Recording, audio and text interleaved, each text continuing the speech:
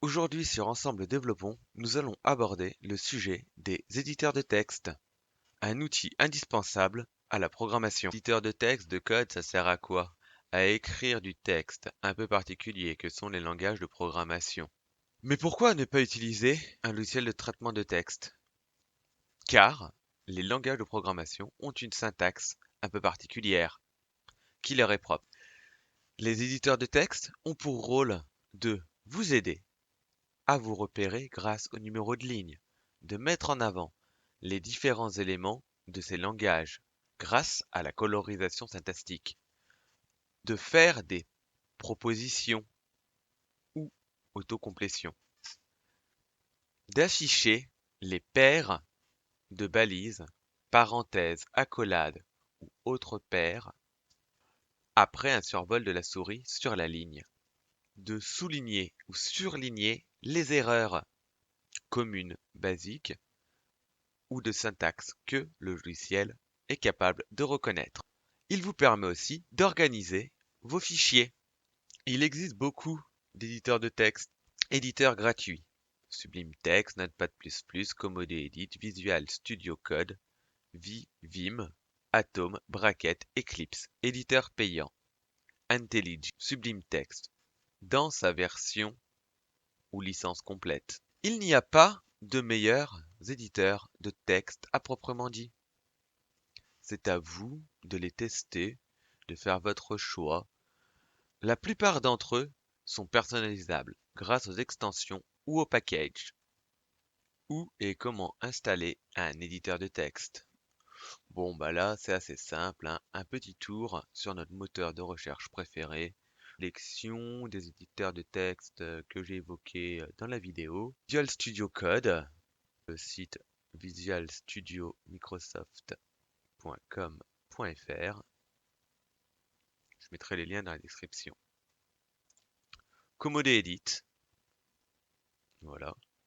Alors bon, pour ma part, celui-ci, je trouve deux avantages.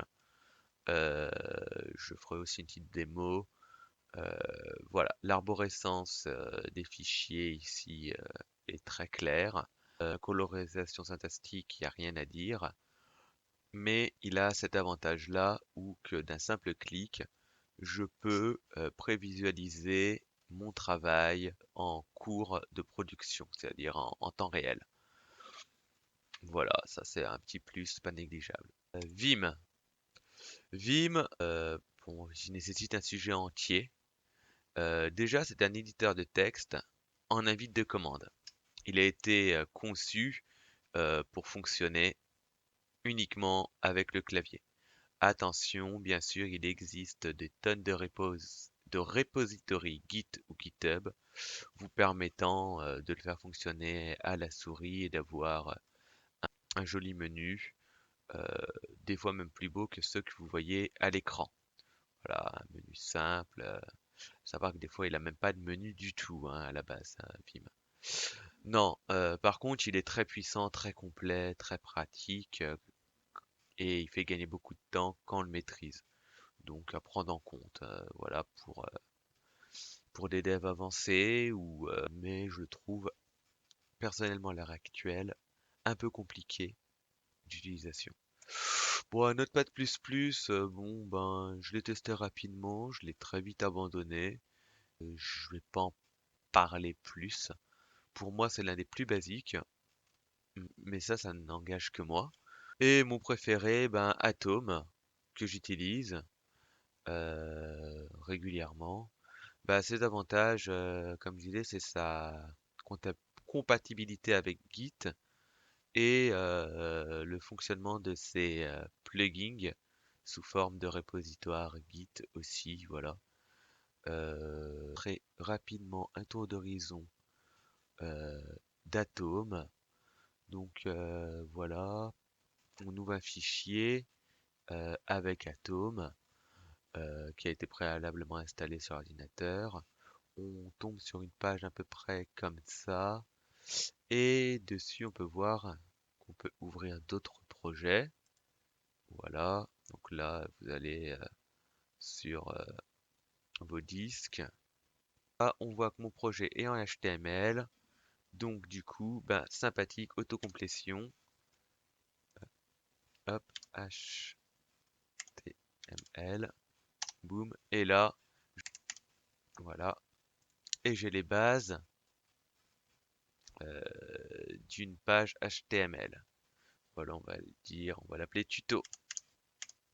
Tuto en titre, en H1, donc en gros titre, tuto. hmm, Tome.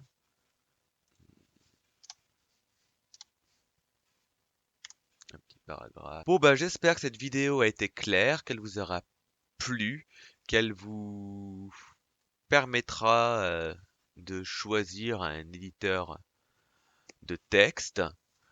Le dernier mot, comme d'habitude. Ensemble, apprenons. Allez, mettez un pouce bleu.